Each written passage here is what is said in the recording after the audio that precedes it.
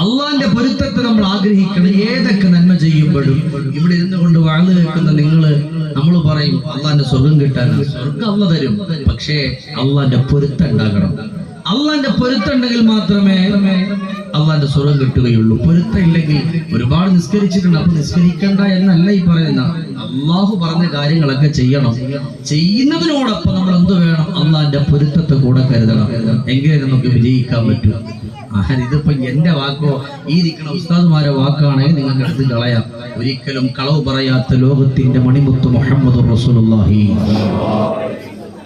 സല്ലല്ലാഹു അലൈഹി വസല്ലം തങ്ങളുടെ വാക്കായി. ഇനി മുതൽ നമ്മൾ എന്ത് ചെയ്യുമ്പോഴും ഒരു പൊരുത്തത്തിന് ആഗ്രഹിച്ചോണം. അപ്പൊ സിദ്ദീഖുൽ അക്ബർ തങ്ങൾ പറഞ്ഞു, വിശദമായി പറയാനുള്ളത് ഇപ്പൊ ഏകദേശം സമയം ഇപ്പൊ തന്നെയായി. ഇപ്പൊ തങ്ങൾ പോരെ അതിനിടയ്ക്ക് പറഞ്ഞ് അവസാനിപ്പിക്കും. എന്റെ പ്രിയപ്പെട്ടവരെ, അപ്പോ പറഞ്ഞു വരുന്നത് അള്ളാന്റെ പൊരുത്തത്തെയാണ് ഒരു മുസ്ലിമായ ഒരു മനുഷ്യനെ സംബന്ധിച്ച്